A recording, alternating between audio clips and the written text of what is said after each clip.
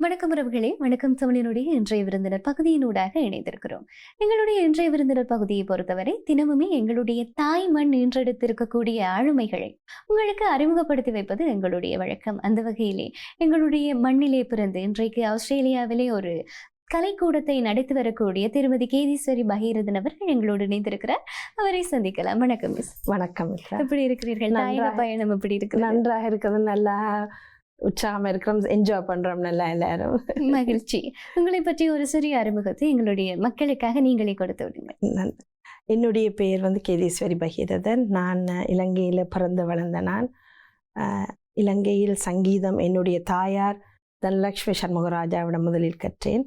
அதன் பின் எனது பெரிய தாயார் திருமதி நாகேஸ்வரி பிரம்மானந்தாவிடமும், அதன் பின் சத்யபாமா ராஜலிங்கம் இலங்கையில் சங்கீதம் கற்றேன். இவர்கள் 3 பேரிடமும் இலங்கையில் சங்கீதம் கற்று அதன் பின் 1994 நான் ஆஸ்திரேலியாவுக்கு புலம்பெயர்ந்தேன்.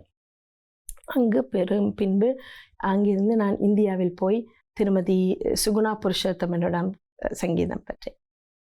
ஆஸ்திரேலியாவுக்கு போனதன் பின் ஒரு 4 பிள்ளைகளோட சங்கீதம் சொல்லிக் கொடுக்க தொடங்கி இப்போ மிகவும் சந்தோஷமாக நிறைய பிள்ளைகளுக்கு சொல்லிக் கொடுத்து கொண்டு வரேன். மகிழ்ச்சி. நீங்கள் சொல்லும் போதே மகிழ்ச்சி அந்த முகத்திலேயே தெரிகிறது. இந்த ஒரு கலைத்துறை என்று வந்து விட்டாலே அந்த பிரகாசம் அப்படியே முகத்தில் பிரதிபலிக்கும், நிச்சயமான உண்மை. அந்த வகையிலே இந்த கலைத்துறையினுடைய ஆரம்பம் உங்களுக்கு எப்படி இருந்தது? கலைத்துறையின் ஆரம்பம் எனக்கு ஆரம்பம் என்று சொல்ல முடியாது. என் வீட்டில் அது நாளாந்தம் கேட்டு வந்தபடியாலோ என்னவோ தெரியல.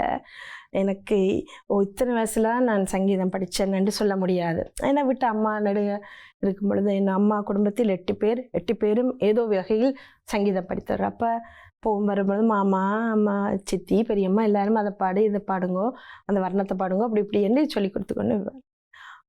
அதனால எனக்கு இந்த ஆரம்பம் சங்கடமாக தெரியவில்லை. அதன் பிற்பாடு எனக்கு ஒரு மிகுந்த வரி, நான் அதை ஒரு ப்ரொஃபஷனலாக எடுக்க வேண்டும், அதைத்தான் முழு மனதாக கற்க வேண்டும் என்று என்னுடைய வரி. நான் எனது அம்மா சங்கீதத்தில் இருந்தவ, சங்கீத ஆசிரியராக சைவமங்கையர் வித்யாலயத்தில் படிப்பிச்சவ. அவள் மகாராஜபுரம் சந்தானத்துடைய மாணவி. அவர் சொன்னார், இந்த நாட்டில் சங்கீதம் படித்து கொஞ்சம் முன்னேறது கஷ்டம், கலைகளுக்கு சரியான கஷ்டம், அதெல்லாம் வேண்டாம், நீங்கள் மேற்படிப்பு படிங்கன்னு சொல்லி மேற்படிப்பு படிப்பிச்சது. அப்போ அந்த நேரம் எனக்கு கொஞ்சம் கவலையாக இருந்ததோட சங்கீதம் படிக்க முடியல. மேலும் பிறகு எனக்கு படிக்கக்கூடியதாக இருந்தது. ஆனால் ஆரம்பம் எனக்கு ஒரு சிக்கலும் இருக்கல. ஆனால் இந்த ஆதரவு, எதற்குமே ஒரு ஆதரவு தேவைப்படும். ஆரம்பிக்கின்ற போது ஆதரவு எப்படி இருந்தது, இப்போது ஆதரவு எப்படி இருக்குது? ஆரம்பிக்கும் பொழுது சிறு வயதில் நல்ல ஆதரவு, அதன் பிற்பாடு ஆதரவு சரியான குறைவு தான். எங்களோட நாட்டில் இலங்கையில் ஆதரவு அந்த நேரம் இப்போ நல்லா வந்திருக்கு. இப்போ அந்த நேரம் அதுக்கு மதிப்போ ஆதரவோ ரொம்ப கம்மியாக இருந்தது. ஆனால் இப்போ நிறைய ஆதரவு. இப்போ புலம்பெயர்ந்து இருக்கிற இலங்கை தமிழர்கள், இளம் சமுதாயம், அங்கே பிறந்து வளர்ந்த பிள்ளைகளே நிறைய ஆர்வமாக இருக்கிறார்கள் சங்கீதம் படிக்கிறதுக்கு. நிச்சயமாக நீங்கள் சொல்லி இருந்தீர்கள், இந்த மாணவர்களுடன் கூட இங்கே வந்திருக்கிறீர்கள் என்று சொல்லி. உங்களுடைய தாய்நாட்டுக்கான பயணம் பற்றி எங்களுக்கு சொல்லுங்க. நான் அங்கிருந்து ஆஸ்திரேலியா சிட்னியிலேருந்து என்னுடன் 11 மாணவர்களும் அவர்களது பெற்றோர்களும், அப்போ மொத்தமாக ஒரு 25-30 பேர் நாங்கள் இங்கே வந்திருக்கிறோம் சுற்றுலாக்கு. எங்களுக்கு விருப்பம், ஆஸ்திரேலியாவில் இருந்து நிறைய பேர் இந்தியாவுக்கெல்லாம் போய் கச்சேரி பண்ணுவார்கள். எங்களுக்கு ஒரு விருப்பம், எங்களது வெளிநாட்டு பயணம் என்று செய்யும் பொழுது முதலாக எங்கள் இலங்கை மண்ணில் செய்ய வேண்டுமென்றது எங்கள் பெரும் ஒரு வரியோ ஒரு அவான்னு சொல்லலாம். அப்படி ஒரு அவாளாக இருந்தேன். அதனால் நாங்கள் இது எங்கள் முதல் பயணமாக எடுத்திருக்கிறோம். அதிலும் நேற்று எங்கள் மூதாதையர், அதாவது எங்கள் மூத்த பிரஜைகளிடம் முதல் கச்சேரி தான் நேற்று நடந்தது. அது எங்களுடைய மூத்த பிரஜைகளின் ஆசீர்வாதத்துடன் நடந்தது. அது அந்த பயணங்கள் தொடர்பாக உங்களுடைய செயற்திட்டங்கள் எப்படி இருக்க போகிறது? தொடர்ந்தேச்சியாக நேற்றைய தினம் முதியோர்களோடு உங்களுடைய நிகழ்வை, பயணத்தை ஆரம்பித்திருக்கிறீர்கள். தொடர்ந்தேச்சியாக உங்களுடைய நிகழ்வுகள் பற்றி எங்களுக்கு. இன்று நாங்கள் நாவட்குழியில் உள்ள திருவாசக மணி மண்டபத்தில் போய் அதை அது ஒரு உலக புகழ் பெற்ற ஒரு இடமாக வந்துள்ளது. அதில் நாங்கள் பங்கு பெறுவதற்கு அதில் இசை கச்சேரி வைப்பதற்கு எங்களுக்கு பெரும் பாக்கியம் கிடைத்திருக்கிறது. அது இன்று செய்கின்றோம். நாளை நல்லூரில் உள்ள துர்காபுரம் மணி மண்டபத்தில் நிகழ்ச்சி நடைபெறுகிறது. அது செஞ்சொட் திரு ஆறு திருமுருகன் அவர்கள் தலைமையில் நடைபெறுகின்றது.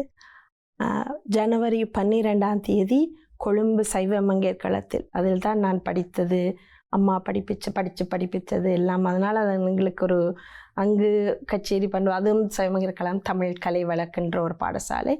அதனால் அங்கு ஜனவரி 12ஆம் தேதி அங்கே திருமதி சிவானந்தி துரைசுவாமி அவர்கள் தலைமையில் அங்கு நடைபெறுகின்றது. மிக்க மகிழ்ச்சி, கேட்பதற்கே மகிழ்ச்சியாக இருக்கிறது. என்று சொன்னால் புலம்பெயர்ந்த தேசத்தில் இருந்து கொண்டு மற்ற நாடுகளுக்கு செல்லாமல் தாய் தேசத்திற்கு முதலாவதாக வந்து உங்களுடைய கச்சேரியினை செய்ய வேண்டும் என்ற எண்ணம் வந்தது எங்களுக்கு மிக மகிழ்ச்சியான ஒரு விடயம்.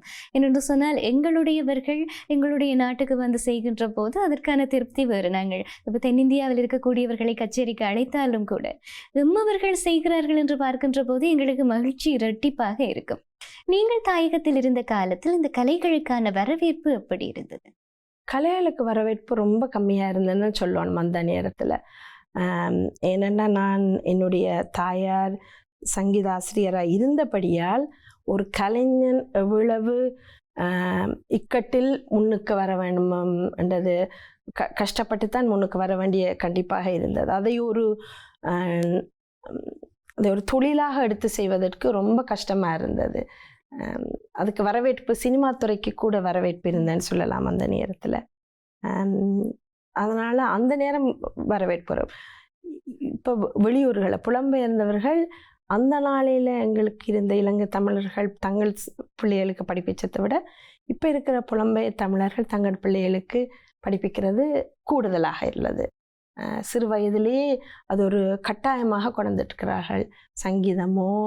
சங்கீதத்தில் வாய்ப்பாடோ வயலினோ வீணையோ அது மிருதங்கம் நடனம் தமிழ்மொழி இது மூன்றும் ஏதாவது ஒரு வீட்டில் ஒவ்வொரு பிள்ளையிலும் கற்றிருப்பார்கள். அது அந்த அந்த நாளையில் இலங்கையில் ரொம்ப கஷ்டமா இருந்தேன்னு உண்மையாகத்தான். இப்போது கூட தாயகத்திலே அதற்கான பரப்பு வந்து குறைவு. அன்று இருந்ததை விட பரவாயில்லாமல் வந்துவிட்டாலும் கூட ஒரு குறைவான பரப்பு தான் இருக்கிறது கலைக்காக.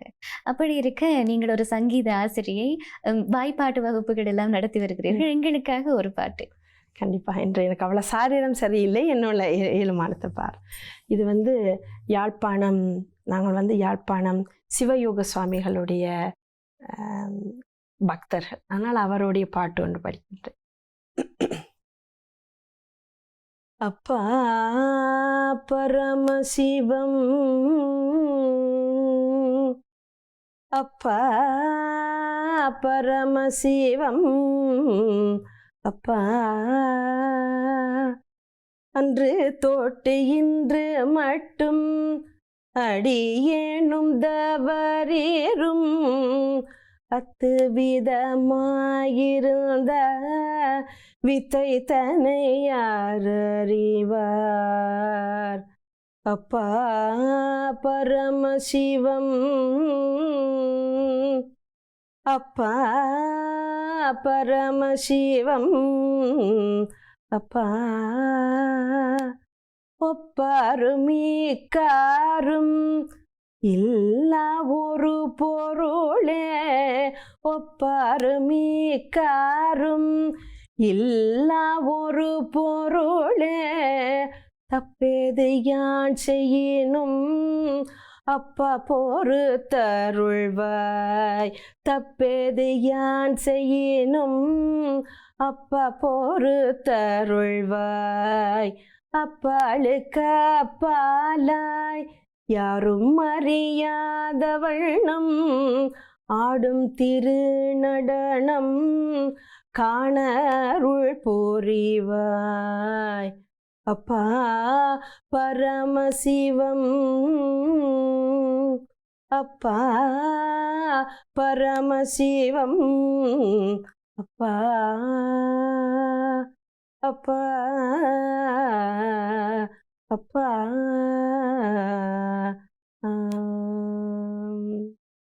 ஒப்பாரும் மிக்காரும் இல்லாதவன் இறைவன் என்று சொன்னால் அந்த இறைவனை கூட மயக்கக்கூடியது இசையாக இருக்கும். கண்டிப்பா கலையை நாங்கள் வாங்கிக் கொள்கிறோம் என்பதை தாண்டி கலை எங்களை வாங்கி கொண்டிருக்கிறது என்பதுதான் உண்மையாக இருக்கும். அது அந்த நீங்கள் பாடுகின்ற தன்மையினை பார்க்கின்ற போதே தெரிகிறது.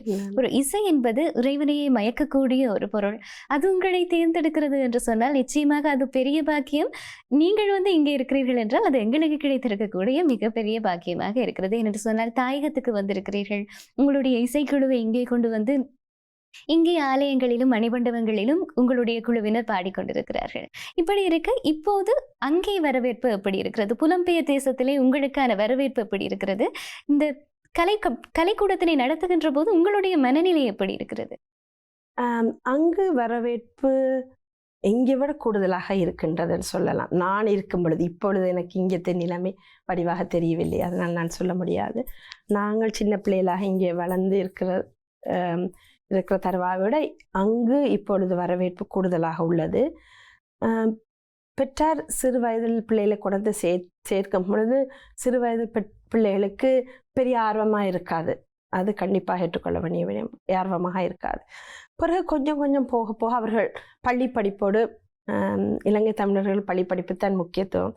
அதனால் கொஞ்சம் 5ஆம் வகுப்பில் புலமை பரிசு இங்கே உள்ள மாதிரி அங்கே இருக்குது, அதுக்கு கொஞ்சம் பிரேக் எடுப்பார்கள். அப்புறம் 10ஆம் வகுப்புக்கு 12ஆம் வகுப்பு பிரேக் எடுத்து சில சமயம் பிள்ளைகள் வளர்ந்த பிறகு தொடர்ந்து வருவார்கள். அப்படி தொடர்கிற பிள்ளைகள் கண்டிப்பாக விடவே மாட்டார்கள். ஏன்னால் அவர்கள் தங்கள் ஆர்வத்துடன் வருகிறார்கள், அதனால் தொடர்ந்து போவார்கள். எனக்கு அந்த நான் சொல்லக்கூடியது அந்த காலம் இலங்கையில் இருந்த நிலை. அந்த காலத்தில் இருந்ததை விட இப்பொழுது வெளிநாட்டில் அதற்கு பெரும் இதாக இருக்கிறது. அங்கே இருக்கிற பிள்ளைகளுக்கு வேறு அட்ராக்ஷன் கூட, லைக் என்ன சொல்லலாம், அவைகளுக்கு பொழுதுபோக்கு இதுகள் கூடுதலாக இருக்குது. அப்படி இருந்தும் இதில் படிக்கிறன்றது வரவேற்கத்தக்க விஷயமாகத்தான் இருக்க வேண்டும் என்பது என்னுடைய. பெற்றாருக்கும் ரொம்ப கஷ்டம். ஏனென்றால் அங்கே பஸ்ஸில் போகிறதெல்லாம் கஷ்டம். அப்போ டிரைவர்ஸ் லைசன்ஸ் எடுக்க மாட்டேன், பெற்றார் தான் எல்லா இடம் கூட்டிக்கொண்டு வரும். ஒரு வீட்டில் 3 பிள்ளைகள் 4 பிள்ளைகள்னா அம்மா அப்பா பிச்சு கொண்டு அங்கேயும் இங்கேயும் போகிறது கொஞ்சம் கஷ்டமான வேலை. அப்படி இருக்க சில பெற்றார் வெச்ச தகுந்த விஷயம்தான். சில பேர் செய்யணும், சில பேர் முக்கியத்துவம் கொடுக்கறது கஷ்டம், குறைவுதான், அதை ஏற்றுக்கொள்ள வேண்டும். உங்களுடைய இந்த கலை பயணம் ஆரம்ப காலத்தில் இருந்ததற்கு திருமணத்திற்கு பின்னராக உங்களுக்கான ஆதரவு எப்படி இருக்கிறது? இந்த பிள்ளைகளோடு தொடர்வதற்கு உங்களுக்கான ஆதரவு எப்படி இருக்கிறது? இந்த உங்களுடைய மாணவர்களை வழிநடத்தி கொண்டிருக்கிறீர்கள், அதே நேரத்தில் ஒரு குடும்ப தலைவியாகவும் இருந்து கொண்டிருக்கிறீர்கள். இரண்டையும் சமாளிக்கக்கூடியதாக இருக்கிறது. பிள்ளைகள் எனக்கு 2 பிள்ளைகள். பிள்ளைகள் சின்னனாக இருக்கும் பொழுது கொஞ்சம் கஷ்டமாக தான் இருக்குமே. நாங்கள் உதவிக்கு ஒருத்தரும் இல்லை, எல்லாருக்கும் அந்த பிரச்சனை இருக்குது, உதவிக்கு ஒருத்தரும் இல்லை. அதோட நாங்கள் மெயினாக வேறு தொழிலும் செய்கின்றபடியாக எங்களுக்கு அது கஷ்டமாக தான் இருந்தது. பிள்ளைகள் வளர்ந்த பிறகு அவர்களுமே என்னுடைய பிள்ளைகள் வளர்ந்துட்டால் அவர்களுக்கு சங்கீதத்தில் ரொம்ப ஆர்வமாக இருக்கிறார்கள். என்னை விட அவர்களுக்கு ஆர்வம் கூடுதலாக உள்ளது. அதனால் அவர்களும் ஆர்வமாக இருக்கின்றபடியாக என்னுடைய கணவனுடைய ஊக்கத்தினாலும் எனக்கு அது பிரச்சனையாக தெரியவில்லை. என்னுடைய பிள்ளைகள் மாதிரித்தான், என்னுடைய குழந்தைகள் மாதிரித்தான் என்னுடைய மாணவர்கள், அவர்களும் ரொம்ப ஆர்வமாக இருக்கிறார்கள். அது செய்வோமா மிஸ், அப்படி செய்வோம் இப்படி செய்வோம் என்று அவர்கள் தான் இந்த பயணத்தை மேற்கொள்றதுக்கு முக்கிய காரணமும் அவர்கள்னு சொல்லணும். அதை ஏற்றுக்கொள்ள வேண்டும். அப்படியான பிள்ளைகள் கிடைக்க பெற்றதும் கூட வரும். எல்லோருக்குமே இது மாதிரியான பின்புலங்கள் திருமணத்திற்கு பிற்பாடு கிடைப்பது கிடையாது. பெண்களை பொறுத்த வரைக்கும் திருமணத்திற்கு பிற்பாடு இந்த கலை பயணம் பெரும்பாலும் முற்றுப்புள்ளி வைத்து விடுவார்கள். அதை தொடர்ந்து செல்வதற்கு ஏதோ ஒரு வகையில் இந்த குடும்பம் சார்ந்த அழுத்தம் அதன் மீது இருக்கும். ஆக நீங்கள் இப்படி ஒரு வாய்ப்பு கிடைத்தது உங்களுக்கும் குடும்பம் சார்ந்து ஒரு ஆதரவு கிடைப்பது என்பது மகிழ்ச்சியான ஒரு விடயமாக இருக்கிறது. இந்த நேரத்திலே நீங்கள் பிரதானமாக ஆஸ்திரேலியாவினுடைய மத்திய வங்கியிலே பணிபுரிகிறீர்கள் என்று சொன்னீர்கள். அந்த தொழில் எப்படி இருக்கிறது? நான் ஆஸ்திரேலியாவின் மத்திய வங்கி, அது ரிசர்வ் பேங்க் ஆஃப் ஆஸ்திரேலியான்னு சொல்வார்கள், அதில் நான் பணிபுரிகிறேன். அங்கு எங்கள் ஆஸ்திரேலியா நாட்டில் பல்லின மக்கள் வாழ்கின்ற ஒரு நாடு. அதனால் அவர்கள் பல கலாச்சாரங்களை ஊக்குவிக்கின்றார்கள். அவர்களுக்கு நான் வேலைக்கு எனக்கு அது ஃப்ளெக்சிபிலிட்டி கொடுப்பார்கள். வேலையில் நான் ஏதாவது ப்ரோக்ராம் இருக்குது, ப்ராக்டிஸ் இருக்குன்னு சொன்னால் அது தக்க மாதிரி நான் வேலைக்கு வெள்ளனை ஸ்டார்ட் பண்ணியோ எளியாக முடிச்சோ, அப்படி அந்த ஃப்ளெக்சிபிலிட்டி. அதனால் அவர்களும் ரொம்ப ஊக்கம் கொடுப்பார்கள். அதில் குறை சொல்வதற்கு ஒன்றுமே இல்லை. அந்த துறையில் இருக்கின்ற போதும் கலையை தொடர்ந்து பிடித்து கொண்டிருக்கிறீர்களே, கலையின் மீது அப்படி ஒரு ஆத்மார்த்தமான தொடர்பு. கண்டிப்பா கலைக்கு அந்த துறைக்கு வேலையிலும் எனக்கு விருப்பம் தான். வேலையை விட கலையில தான் ரொம்ப விருப்பமா இருக்கிறது.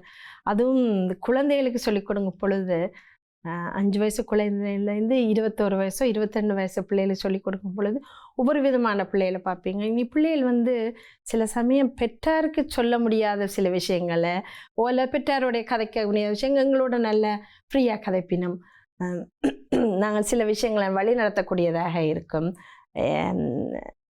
அது ஒரு ஒரு ஒரு ரிலாக்ஸேஷன் சொல்லலாம். பிள்ளைகளுக்கு படிப்பிக்கிற கலை உண்டு, அதை சிறார் குழந்தைகளுக்கு சொல்லிக் கொடுக்க அது கோயிலுக்கு போகிறத விட இன்னொரு ரிலாக்ஸேஷன் சொல்லலாம். பிள்ளைகள் அப்பாவியா எல்லா கதையும் சின்ன பிள்ளைகள் எல்லா கதையிலும் சொல்லுவினும், எல்லாம் சொல்லுவினும், நல்ல பாடியாமல் இருக்கும் அவள் சொல்கிற கதைகள் எல்லாம் கேட்க அது ஒரு சந்தோஷம். அது எவ்வளோ காசு கொடுத்தும் பார்க்க முடியாத ஒரு இது உண்டு. நிச்சயமாக குழந்தைகளோடு இருக்க பெற்ற வாழ்க்கை வரமான வாழ்க்கை. இந்த பெற்றவர்களுக்கு அவர்களுடைய பிள்ளைகளினுடைய எண்ணிக்கை மட்டும்தான். ஆசிரியர்களுக்கு தான் வருகின்றவர்கள் எல்லாம் பிள்ளைகளாக நீங்கள் உங்களுடைய குடும்பமாக அவற்றை பாவித்துக் கொள்ளக்கூடியதாக இருக்கு. அதே நேரம் என்ன கவலைகள் இருந்தால் கூட அவர்களோடு செலவழிக்கின்ற போது அப்படியே மறந்து போய்விடும். உங்களுடைய பிள்ளைகளை வளர்த்து கொண்டிருக்கிறீர்கள். அதில் இந்த சிறந்த இவரை மறக்க முடியாது என்கின்ற அளவுக்கு யாராவது இருப்பார்கள். இப்படி பாடுகிறார், என்ன திறமையாக பாடுகிறார் என்கின்ற அளவுக்கு நீங்களே மெச்சுகின்ற அளவுக்கு உங்களுடைய மாணவர்கள் இருப்பார்கள். அப்படி மறக்க முடியாத மாணவர்கள் இருக்கிறார்கள். நிறைய மாணவர்கள் இருக்கிறார்கள். அவர்கள் எல்லாம் எனக்கு பொதுவாக அந்த முதல் நாங்கள் தொடங்கின மாணவர்கள் மறக்க முடியாத மாணவர்கள்னு சொல்லலாம். இப்போ நான் முதல் தொடங்கின ஒரு மாணவனை சொல்லலாமோ மாணவியலை சொன்னாலுமோ அவர்களெல்லாம் இப்போ குழந்தை பெற்று கல்யாணம் முடித்து குழந்தையெல்லாம் பெற்ற இருந்தாலுமே அவர்கள் இன்னும் சங்கீதத்தை தொடர்ந்து கொண்டிருக்கிறார்கள். இப்போ ஆஸ்திரேலியாவில் வேறு மாநிலங்கள் இருக்கிறது. என்னுடைய மாநிலத்தில் அவர்கள் இல்லை, வேறு மாநிலத்தில் இருந்தாலும் இப்போ முகநூல் மூலம் அவர்கள் பெர்ஃபார்ம் பண்ணுறதை நாங்கள் பார்க்கலாம். அப்போ அவர்கள் பெர்ஃபார்ம் பண்ணும் பொழுது அதை மாதிரி இன்ற பொழுதில் பெரிதோக்கம் தன் மனை பெற்ற அது மாதிரி எங்களுக்கு பிள்ளைகள் இந்த ஸ்டூடெண்ட் நாங்கள் நல்லா பாடுறாரு, இங்கே நல்லா பாடுறாங்களேன்னு சொல்லி கேட்கும் பொழுது அதை மாதிரி பார்க்கும்போது அதை மாதிரி சந்தோஷம் வேறு ஒன்றும் இல்லை. சில நேரத்தில் சில பிள்ளைகள் படுவீங்க, ஐயோ என்னடா களைச்சி போனேனே என்று இருக்கும். ஆனால் இது பார்க்கும் பொழுது ஆஹா இப்படி கஷ்டப்படுறதுக்கு ஒரு காலத்தில் நல்ல பிள்ளைகள் நல்லா பாடி வருவினுமென்ற ஒரு நம்பிக்கை கட்டாயமா இருக்குது. நிச்சயமாக இப்ப என்னுடைய மாணவன் இவன் என்பதை தாண்டி இவருடைய குருதான் நவாவாம் என்று சொல்லுகின்றதை கேட்கறது மிகப்பெரிய வரம். சரியா சொன்னீங்க. அந்த மகிழ்ச்சி அந்த நேரத்திலே வந்திருக்கு உங்களுக்கு. அப்படி இருக்கக்குள்ள நீங்கள் இப்படியே அரங்கேற்றி கொண்டிருக்கிறீர்கள் இல்லையா உங்களுடைய நிகழ்ச்சிகளை. அதன் போது மறக்க முடியாத சந்தர்ப்பம் இது. நீங்கள் இப்படி எங்களுடைய தாயகத்துக்கு விஜயம் செய்ததாக இருக்கட்டும், இது போல பல இடங்களுக்கு சென்று இது போல நிகழ்ச்சிகளை நடத்தி இருப்பீர்கள். அதிலே மறக்க முடியாத நிகழ்ச்சி எது? எனக்கு மறக்க முடியாத நிகழ்ச்சி நேற்றைய தினம் சொல்லலாம்னு நினைக்கிறேன். நேற்று எனக்கு அப்படி பூரிப்பாக இருந்தது. ஏனென்றால் வயோதிபர்கள் எல்லாம் சில பேர் எங்களுக்கு தெரியாத வயோதிபர். என்னுடைய அம்மம்மாவும் இல்லை, என்னுடைய அப்பாச்சியும் இல்லை, மாமியும் இல்லை. ஆனால் தெரியாத வயோதிபர்கள் அவர்கள் எல்லாம் ஐயோ ராசாத்தி நீங்கள் பாடின சரியான சந்தோஷம் எங்களுக்கு. அப்படி அவர்களுடைய ஆசீர்வாதமோ அவர்களை சந்தோஷப்படுத்தின மாதிரி இது வேறு ஒரு இடமும் கிடைக்காது. எந்த ஆஸ்காரில் பண்ணாலும் கிடைக்காதுன்னு நான் நினைக்கிறேன். என்னென்னா நாங்கள் பாடினத்தை கேட்டுட்டு அதில் இருந்த ஒரு வயோதிபர் அதில் இருந்த 3 பாட்டு தான் பாடுவோம் பாடி அப்படி அந்த சந்தோஷமும் அவர்கள் ஆசீர்வாதமும் எனக்கு நேற்று அப்படி மன திருப்தியையும் மனசாந்தியையும் தந்தது நேற்றைய தினம். நிச்சயமாக சந்தோஷங்கள் என்பது மற்றவர்களுக்கு கொடுக்கின்ற போதுதான் இன்னும் அதிகமாகும் என்பது உண்மை. எங்களால் இன்னொருவர் சந்தோஷப்படுகிறார்கள் என்று சொன்னால்தான் அந்த மகிழ்ச்சிக்கு உண்மையான அர்த்தம் கிடைத்ததாக இருக்கும். அப்படி இருக்க உங்களுடைய எதிர்கால கனவு, கலைஞன் என்றாலே கனவுகளுடன் கூடியவர் தான் கலைஞனாக இருப்பார். உங்களுடைய எதிர்கால கனவு என்ன? எனக்கு நான் சங்கீதம் சொல்லி கொடுத்தாலும் சங்கீதம் தான் நான் சொல்லிக் கொடுக்கிறது. ஆனால் எனக்கு தமிழ் மொழியிலையும் சைவ சமயத்திலையும் ஆர்வம் கூட. அதனால் எனக்கு விருப்பம் அடுத்தடுத்த ப்ராஜெக்ட்ஸ். இப்போ நாங்கள் சிட்னியில் நான் நம்மளுடைய தியேட்டர் ப்ரொடக்ஷன் செய்திருக்கிறோம். அப்படி இனி வாரதில் தமிழ்லையும் சைவ சமயத்தையும் சார்பாக வைத்து நிறைய நிகழ்ச்சிகள் செய்யணும் என்று விருப்பம். இந்த முறை நாங்கள் கூட்டிக்கொண்டு வந்தது 11 பிள்ளைகள் தான். 11 பிள்ளைகளும் அவரோடு பெற்றார். இதை நாங்கள் வார மனசு கேள்விப்பட்டது மற்ற பிள்ளைகளும் அதோட பெற்றார்களும் மிஸ் நாங்கள் எப்போ போகலாம், உங்களை எப்போ கூட்டிக்கிட்டு போறீங்க, எங்களுக்கு நல்ல விருப்பம்னு சொன்னோன்னே அது அப்புறம் இங்கே வந்து நீங்கள மாதிரி ஊடகங்கள் எங்களுக்கு ஆர்வம் தர கேட்க அதை மாதிரி சந்தோஷம் வேறு ஒன்றும் இல்லை. அப்போ பார்க்கும் பொழுது நிறைய இப்படியும் ஒவ்வொரு முறையும் கூட்டிகிட்டு வந்து வித்தியாசமான நிகழ்ச்சிகள் செய்யணுமன்றது தான் என்னுடைய ஆசை, ஆர்வம். ஹோப்ஃபுல்லி எனக்கு அது செய்ய கிடைக்கும்னு நினைக்கிறேன். நிச்சயமாக ஒரு தாயகத்தில் இருக்கக்கூடியவர்களுடைய கலைகளை வெளிச்சப்படுத்துவது எங்களுக்கு மகிழ்ச்சியான விடயம். ஏனென்று சொன்னால் ஒரு மக்களுக்கான, அதாவது உலகத்தமிழ் மக்களுக்கான ஒரு உறவு பாலமாக நாங்கள் இயங்கிக் கொண்டிருக்கின்ற போது எம்மவர்களை, எங்களுடைய தாயகத்து மக்களையும் கலைகளையும் வெளிப்படுத்துவது எங்களுக்கு மகிழ்ச்சியான விடயம். எங்கள் வீட்டு திறமைகளை வெளிப்படுத்துவது எங்களுக்கு மகிழ்ச்சியான விடயம் தானே. அந்த வகையில் தான் உங்களை அறிமுகப்படுத்தி வைப்பது கூட மகிழ்ச்சியான விடயம். அப்படி இருக்க இனி வளர்ந்து வருகின்ற தலைமுறையினர் இருக்கிறார்கள். அடுத்த இளைய தலைமுறையினர் கலை நோக்கிய பயணத்திலே அடியெடுத்து வைப்பார்கள். அவர்களுக்காக ஒரு குருவாக உங்களுடைய வாய்மொழி என்ன? சங்கீதம் என்ன கலை என்றாலும், சங்கீதமோ பரதநாட்டியமோ வாய்ப்பாடோ, அது சின்ன வயசில் பெற்றோர்கள் எங்களை படிப்பிக்க அனுப்பும் பொழுது, இல்லை உங்களை அவையில் படிப்பிக்க அனுப்பும் பொழுது அவர்களுக்கு கஷ்டமாக இருக்கும். பள்ளிக்கூட படிப்போடையோ எண்ணத்தோடையோ இல்லாட்டி வேறு ஊடகங்கள் வேறு சாதனங்களோட கஷ்டமாக இருக்கலாம். ஆனால் அதை படிச்சுட்டா ஒரு வயசுக்கு பிறகு அதில் கிடைக்கிற திருப்தியோ சந்தோஷமும் ஒரு நாளும் கிடைக்காது. சின்னல படிக்கிறது ஈஸியாக இருக்கும், வசதியாக இருக்கும். ஒரு 40 வயசு 50 வயசில் படிக்கும் பொழுது அது கொஞ்சம் கஷ்டமாக இருக்கும். படிக்க முடியாதுண்டு இல்லை, ஆனால் சின்னல படிக்கும் பொழுது கிளிப்புள்ள மாதிரி எல்லாம் படிப்பினும். அது வயதான பொழுது கொஞ்சம் கஷ்டமாக இருக்கும். அதனால் எந்த இளைஞர்களோ சிறார்களோ இப்படி ஒரு தருணம் கிடைச்சா அதை தவற விடாமல் கற்று அதை எங்களோட கலையை, எங்களோட பாரம்பரியத்தை மேம்படுத்தணும். அதில் ஒரு சந்தேகம் இல்லை. இனி வரும் சமுதாயம் அதை கண்டிப்பாக அதை வழி நடத்தும் என்பது எனது நம்பிக்கை. எனது மாணவர்கள், எனது ஸ்டூடெண்ட்ஸை வச்சு எனக்கு பார்க்கக்கூடியதாக இருக்குது.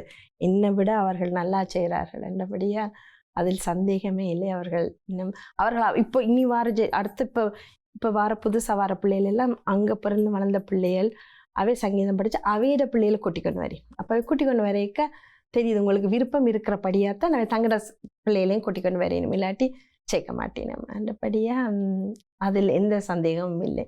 தமிழும் அழியாது, எங்கள் வார்த்திருவாசகங்களோ பன்னிசையும் அழியாது என்பது மிக்க உறுதியாக நான் இருக்கின்றேன். நிச்சயமாக மகிழ்ச்சியான ஒரு உரையாடல் இது. நாங்கள் விருந்தினர் பக்கம் என்பதை தாண்டி ஒரு உரையாடலாக, ஒரு ஆத்மார்த்தமான உரையாடலாக எடுத்துக்கொள்ளலாம். அந்த அளவுக்கு மகிழ்ச்சியாக இருந்தது. கலையினுடைய பூரிப்பு உங்களில் அப்படியே தெரிகிறது.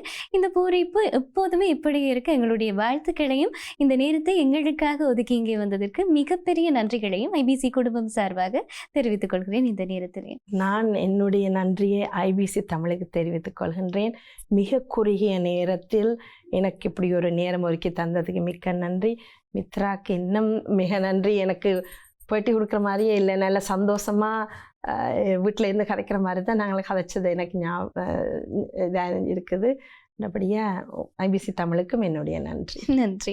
எங்களுடைய கலைகளை வளர்ப்பதற்கு என்ன தேவையோ அடுத்த சந்ததியினர் கலையினால் என்னதை பெற்றுக்கொள்வார்கள் என்பது இந்த பூரிப்பினூடாகவே தெரிந்திருக்கும். கலை ஆத்மார்த்தமாக ஒரு மகிழ்ச்சியையும் திருப்தியையும் மனதிற்கு தரக்கூடியதாக இருக்கும். அடுத்த தலைமுறையினர் இது போன்ற கருத்துக்களை கேட்கின்ற போது அவர்களுக்கு இன்னும் ஊக்கம் அதிகமாகும் என்பதில் எந்த விதமான சந்தேகமும் கிடையாது. அந்த வகையில் ஒரு ஆக்கப்பூர்வமான உரையாடலாக இருந்திருக்கும் என்று நம்பிக்கொண்டு இன்னொரு இன்றைய விருந்தினர் பகுதியூடாக சந்திக்கலாம். அதைவரை உங்களிடமிருந்து விடைபெற்றுக் கொள்வது அன்புடன் மித்ரா.